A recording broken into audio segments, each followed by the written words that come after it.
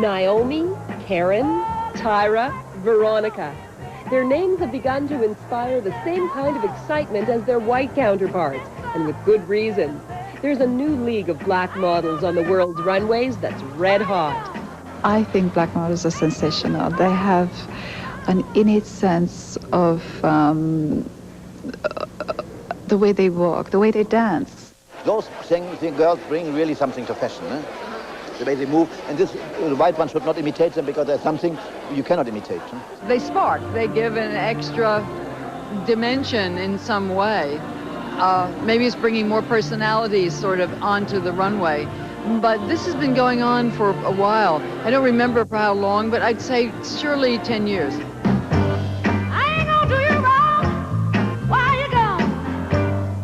I ain't gonna do you wrong, 'cause I don't wanna. What hasn't been going on all that long is the use of black models in advertising. While a few designers have made a point of featuring black models in their campaigns over the years, cosmetic contracts were practically unheard of for black models until recently. Now, in an effort to sell specific lines to women of color, black models are getting some breaks. The face of America is completely different than it was 20 years ago, even to that fact 10 years ago. And I feel the strides that have been made in this business over the years that I've been in it, the last 10 have been fast, and I think that the next 10 will be even faster. Oh, I'm sorry. I don't know what was happening. You join the club, darling. Join the club, for God's sake.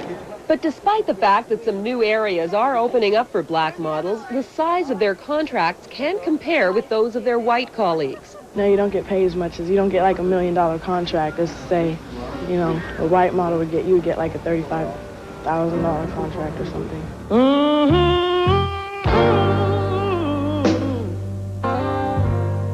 No one really wants to say it, but part of what's troubling black models could well be racism.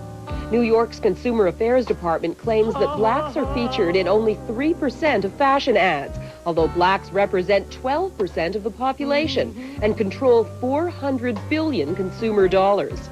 It's a certain ignorance, and it's a certain tradition that I think is dying hard. Will it die?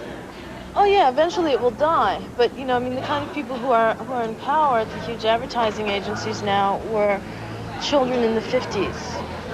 You know what I mean? And they grew up with that kind of institutionalized racism and not being keyed into or not believing that like black people were beautiful or They can sell things yeah. to white people. Yeah. You know, but it's not about what color your skin is, it's about what feelings you convey. What's been the toughest thing for you, say as a model, as a black model? Covers, because they say that they lose like 18% or something when they put a black girl on the cover. Or when you see a black woman on the cover, it's normally with a white woman. You know, it's never a black woman by themselves. That's about the hardest thing.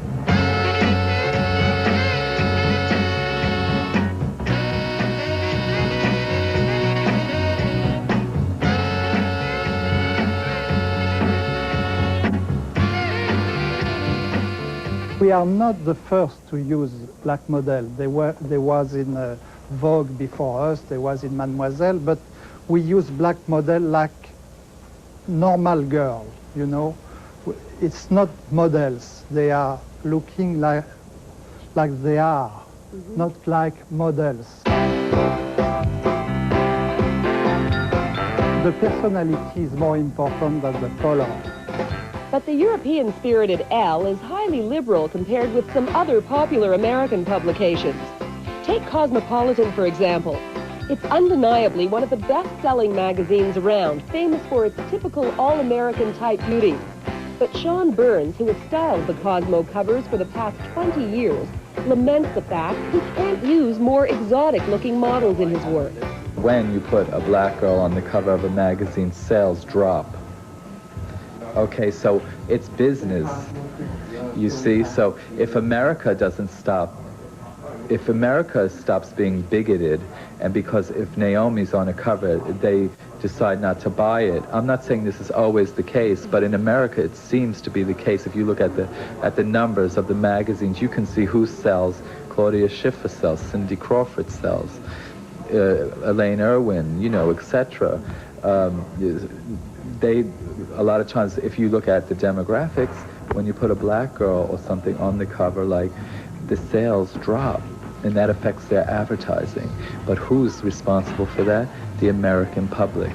R-E-S-P-E-C-T, find out what it means to me. R-E-S-P-E-C-T, take F-C-C-T. Still, there is more optimism on the part of black models than ever before, the feeling that the industry may finally be catching up. I think they realize that women of color are beautiful too. You know, they see that we have this dark skin, it's different, it's odd. You know, we have what they say 48 shades in our in African American women, you know, and so whereas Caucasians have 12 shades. So it gives us a little more diversity. So there's, you know, I mean, you may see someone really, really, really pale and really, really dark, and it's just so beautiful. And I think designers are realizing that, magazines are realizing that, and they're saying it's time now, you know, put us on the covers, put us in the magazines and the makeup, cosmetic campaigns and stuff like that. The black models now have a really large voice, and we've all made our voices known, and I think that's helped too, because we do feel that we can sell makeup, we can sell everything, you know, so I think we've all changed, and I'm included.